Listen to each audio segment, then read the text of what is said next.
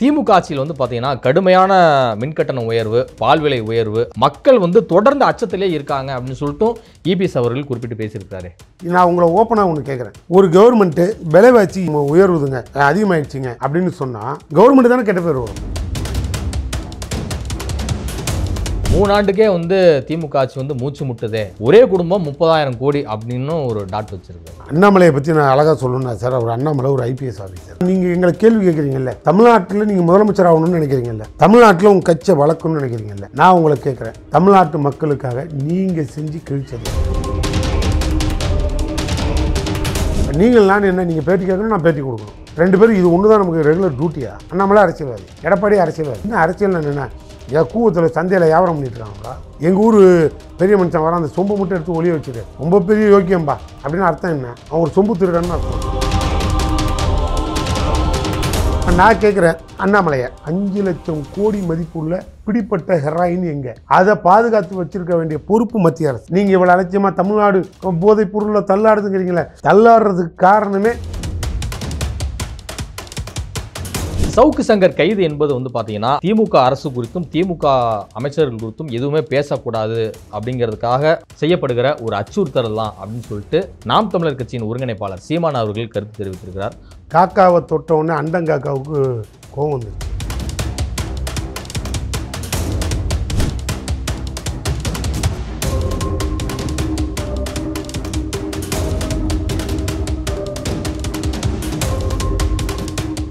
Cube தமிழர்களுக்கு வணக்கம். நான் உங்கள் சையத்வன். இது நையப்படை நிகழ்ச்சி. நம்ம சிறப்பு நிகழ்ச்சியில் நம்மோடு இணைந்திருக்கிறார் மதிப்பிற்குரிய திமுக வழக்கறிஞர், தலைமை கழக பேச்சாளர் திரு சூர்யா வெற்றிக்கொண்டான் அவர்கள். வணக்கம் சார்.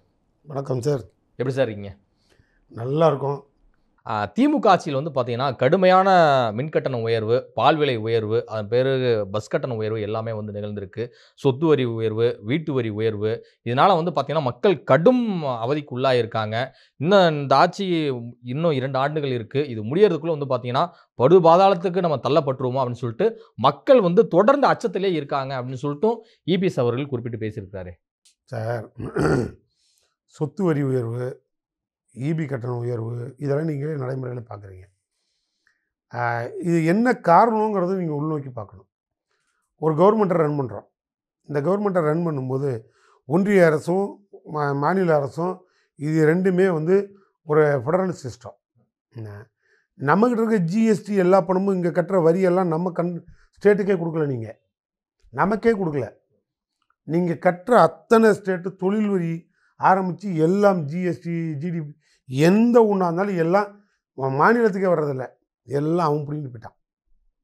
ஒன்றிய அரசு பிடிங்கிட்டு போன பிறகு அவங்க ஒவ்வொரு டிபார்ட்மெண்ட்டுக்கும் அவங்க ஃபண்ட்ஸை அவங்களும் அலோகேட் பண்ணுறாங்க. பண்ணும்போது நீ இந்த பொருளாதார சூழலுக்கு தகுந்த மாதிரி நீ இப்போ இந்த ரேட்டை இன்க்ரீஸ் பண்ணு, டேக்ஸை இன்க்ரீஸ் பண்ணு, ரிவைஸ் பண்ணி இன்க்ரீஸ் பண்ணி கொடு அப்படின்னு சொல்கிறோம். அப்படி சொன்னால் அது எங்கே தப்பு இல்லை. அவங்க சொல்லி அதை அந்த அதிகாரிகள் செய்ய தவறிட்டா அங்கேருந்து வர்ற ஃபண்ட்ஸும் அங்கேருந்து வர டெவலப்மெண்ட்டும் நின்றுடும். இது நான் உங்களை ஓப்பனாக ஒன்று கேட்குறேன். ஒரு கவர்மெண்ட்டு விலைவாசி உயர்வுதுங்க, அதிகமாகிடுச்சிங்க அப்படின்னு சொன்னால் கவர்மெண்ட்டு தானே கெட்ட பேர் வரும். நாங்கள் இலவசம் கொடுக்குறோம் சார். பஸ்ஸில் போகிறதுக்கு இலவசமாக நாங்கள் பயணம் பண்ணி மகளிருக்காக கொடுக்குறோம். அதில் இத்தனை லட்சம் மகளிர் பயனாளிகள், ஒரு மாதத்துக்கு மகளிருக்கு 900 ரூபா மிச்சம்னு சொல்கிறோம்.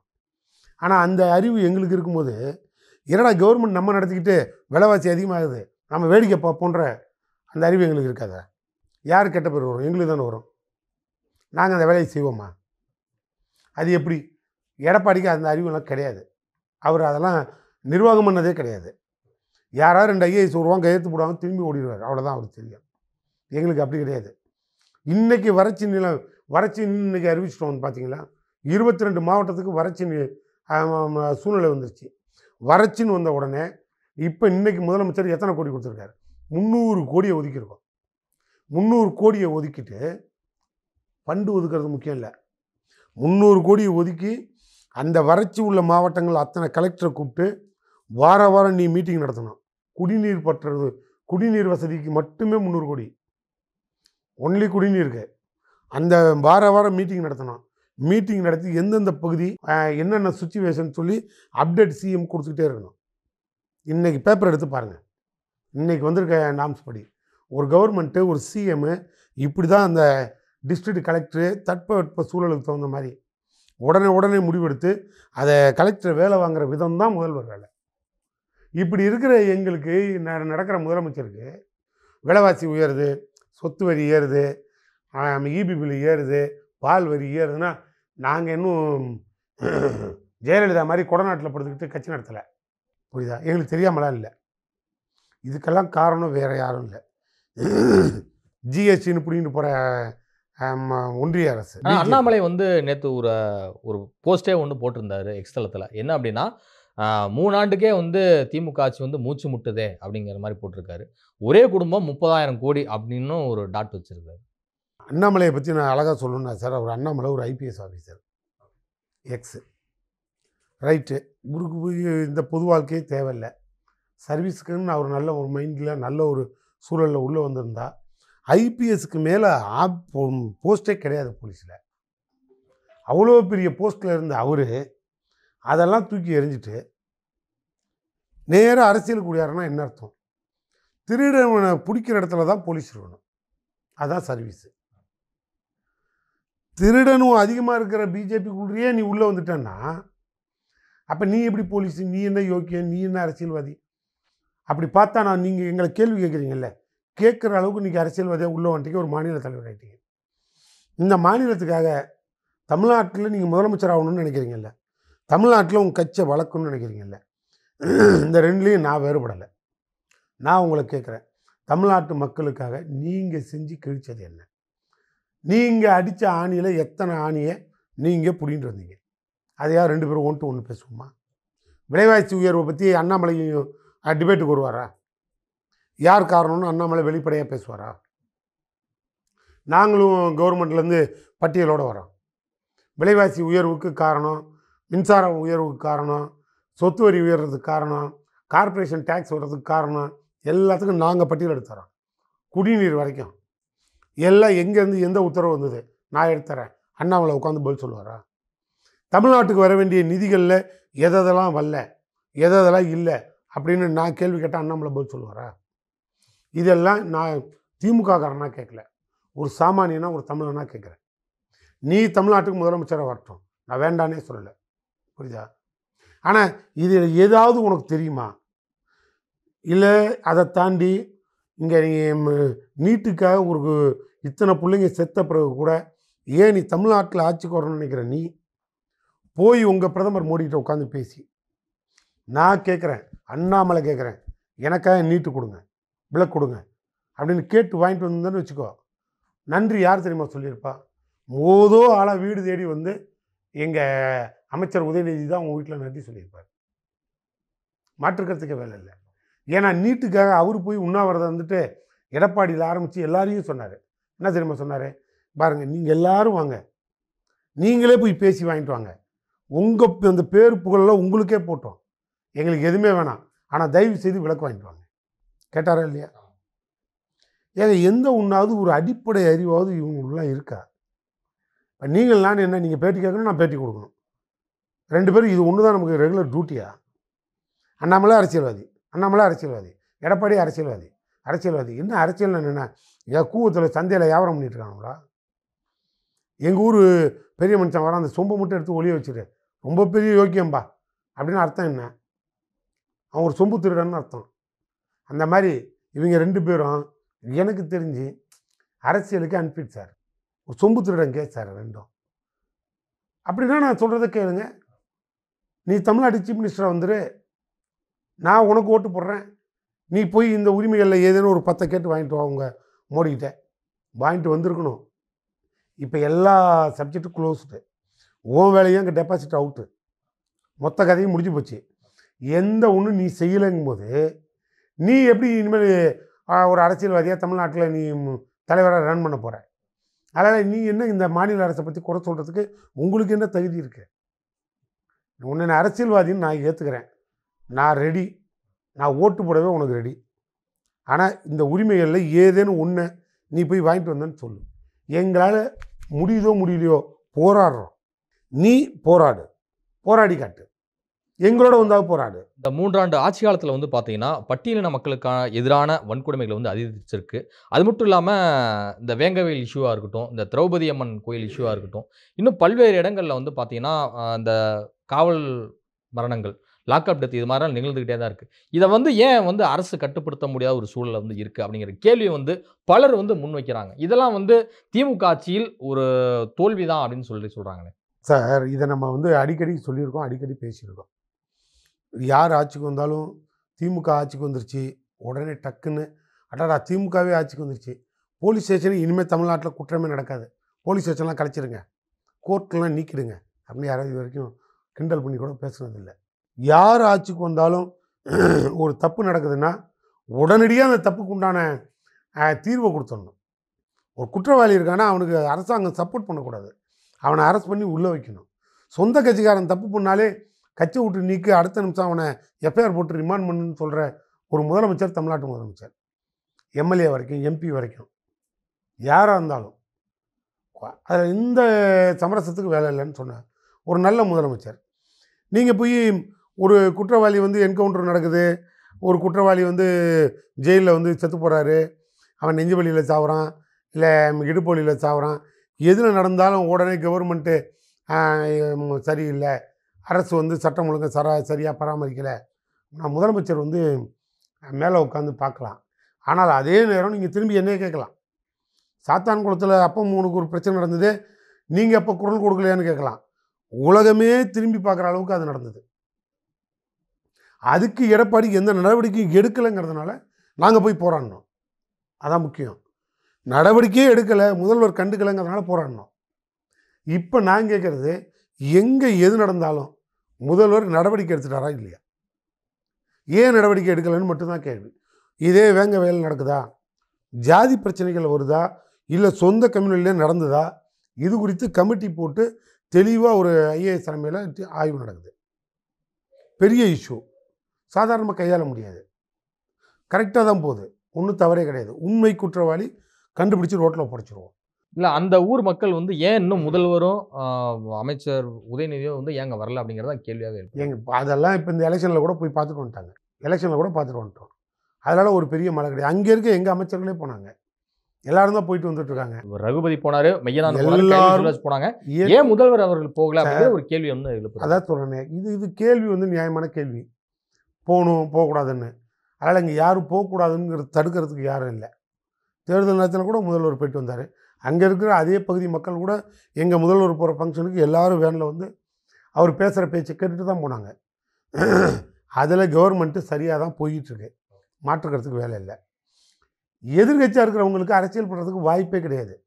ஆனால் அவங்களுக்கு வேறு வழி என்ன, இந்த மாதிரி எதையாவது கண்டுபிடிச்சி குற்றச்சாட்டு சொல்லிக்கிட்டே தான் இருக்கணும். இப்போ நான் கேட்குறேன், அண்ணாமலையை 5 லட்சம் கோடி ஹெராயின் பிடிப்பட்ட ஹெராயின், 5 லட்சம் கோடி மதிப்புள்ள பிடிப்பட்ட ஹெராயின் எங்கே, அதை பாதுகாத்து வச்சுருக்க வேண்டிய பொறுப்பு மத்திய அரசு அதில் இருக்குது. ஆனால் இப்போ அது டெல்லி ஹைகோர்ட்டு பொருள் காணா போச்சுன்னு சொல்லிட்டீங்களே, ஆர்டிஐயில் வழக்கு போட்டது நம்ம அரவிந்தாசன் என்ன, அவர் உங்களை மாதிரி ஒரு ஊடகவியாளர் வழக்கு தொடுத்தார்.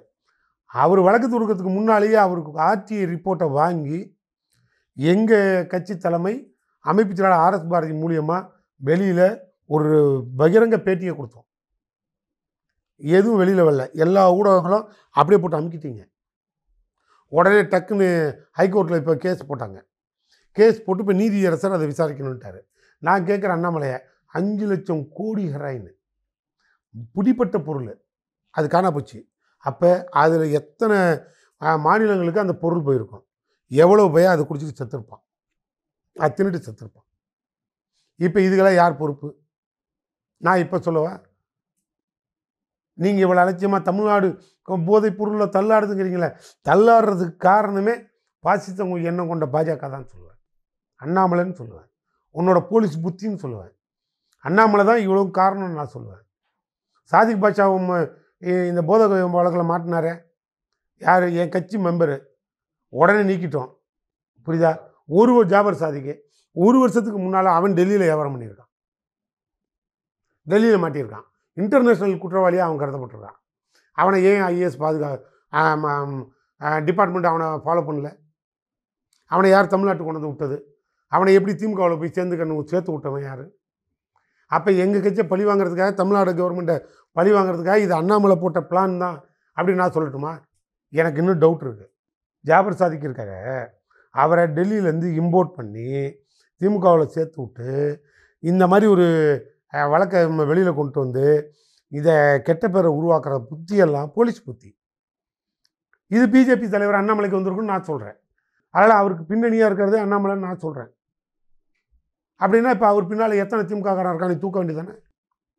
தூக்கி இருக்கணும்ல, ஒன்றும் கிடையாது இல்லை. அப்போ என்ன அர்த்தம்? அப்போ இவ்வளவு ஒரு கேவலமான புத்தியெல்லாம் யாருக்கு இருக்குது? அண்ணாமலைக்கு இருக்குன்னு நான் சொல்கிறேன். அப்போ அத்தனை லட்சம் போதைப்பொருள் காணா போனதுக்கும் காரணம் யார்? அதுக்கு அண்ணாமலைகிட்ட பதில் இருக்காது. தமிழ்நாடு கவர்மெண்ட்டை கேட்குறதுக்கு உனக்கு முழு ரைட்ஸ் இருக்குது. நான் பதில் சொல்கிறது கடமைப்பட்டிருக்கேன். எல்லாத்துக்கும் பதில் சொல்கிறேன். நான் கேட்ட கேள்விகளுக்கு நீ பதில் சொல்லு. தமிழ்நாடு போதைப்பொருள் நடமாட்டத்துக்கு காரணம் பிஜேபி. குஜராத் போர்ட் வழியாக திரும்பி வருது, நீதியரசர் கேட்குறாரு. இங்கே ஜாபர் சாதிக் பிரச்சனையும் உன்னால தான், சவுக்கு சங்கர் இஷ்யூவும் உன்னால தான். எல்லாத்துக்கும் நீ தான் காரணம்னு நான் சொல்கிறேன். முடிஞ்சால் நீ இப்போ நீங்கள் ஒரு நிமிஷம் பிஜேபிக்காரனா எனக்கு இதுக்கு பதில் சொல்லுங்கள். ஒரு நிமிடம் பிஜேபிக்காரனா இதை மறுப்பு தெரிவிச்சு என்கிட்ட சொல்லுங்கள். என்னங்க முத்திரை குத்துறீங்க? அட ஒரு ஃபார்மாலிட்டிஸுக்குங்க, ஒரு நியாயப்படுத்துங்க. என்ன சூர்யா சார் இவ்வளோ மோசமாக பேசுகிறீங்க அப்படின்னு ஒரு வார்த்தை பேசுவீங்கல்ல, சொல்லுங்கள். இப்போ கேட்டீங்க ஏதாவது ஒரு எதிர்கட்சி தலைவர் அவரை போய் மொத்த வியாபாரின்னு சொல்லிட்டீங்களா? நீங்கள் தானே கேட்டீங்க. நான் உங்களை கேட்குறேன், பா நீ எனக்கு மட்டும் இந்த பொறுப்பு அக்கறைலாம் வேணாம், உனக்கும் அக்கறை இருக்குது. நீ தமிழ்நாட்டு பிரஜை தான், உனக்கும் தமிழை மேலே நம்ம அக்கறை இருக்குல்ல. அண்ணாமலையை கேட்டிய, நீ தமிழ்நாட்டுக்கு முதலமைச்சர் ஆகும்னு நினைக்கிறிய. தமிழ்நாடு போதை வசதிக்கு காரணம் ஓன் டிபார்ட்மெண்ட்டு தானே. நீ அதை தடுத்தியா? வர வேண்டிய நிதியெல்லாம் வாங்கிட்டு வந்து கொடுத்தியா? இல்லை இங்கே வர புயலை வந்து பேரிடர்னு அறிவிச்சியா? என்னையா பண்ணீங்க? ஏதாவது ஒன்று உனக்கு தகுதி இருக்கா அப்படின்னு யாரோ போய் கேட்டிருக்கீங்களா? அவங்களாம் ஒரு தலைவர் தலையெழுத்து. எங்கள் அண்ணன் சரத்குமாரே பெட்டர். சவுக்கு சங்கர் கைது என்பது வந்து பார்த்தீங்கன்னா, அவர் வந்து வெளியில் வந்து திமுக அரசு குறித்தும், திமுக அமைச்சர்கள் குறித்தும் எதுவுமே பேசக்கூடாது அப்படிங்கிறதுக்காக அவருக்கு செய்யப்படுகிற ஒரு அச்சுறுத்தல் தான் அப்படின்னு சொல்லிட்டு நாம் தமிழர் கட்சியின் ஒருங்கிணைப்பாளர் சீமான் அவர்கள் கருத்து தெரிவித்திருக்கிறார். அப்படி பார்க்கும்போது கருத்து சுதந்திரத்தை வந்து திமுக அரசு வந்து நெருக்கிறதா? காக்காவை தொட்டவுடனே அண்டங்காக்காவுக்கு கோவம் வந்துருச்சு. இல்லை என்ன பண்ண சொல்கிறீங்க? அவ்வளோ அழகாக கடந்து போகும் நானும் விரும்பலை. ஏன்னா எங்கள் அண்ணன் சீமான் இவ்வளோ அழகாக அடுத்த தலைமுறை இளைஞர்களோட தலைமுறை நான் தான் பாதுகாவலன்னு சொல்கிற சீமான் இதுக்கெல்லாம் உள்ளே வந்து பேசக்கூடாது. புரியுதா இல்லையா? ஏன் அதே பிஜேபி சார்பில் இப்போ அவங்க கார்த்திகை அவங்க கட்சியில் ஒருத்தர் இருக்கார், அவர் பேர் என்ன, பேட்டியெல்லாம் கொடுப்பாருப்பா, கார்த்தி இடும்பாவன் கார்த்தி மேலே ஒரு வழக்கு போடும்போது அப்போ என்ன பதில் சொன்னார்? எதை குறித்து சொன்னார்? இப்போ நான் திரும்பி இது இப்படியே பாணிக்கு வரேன்.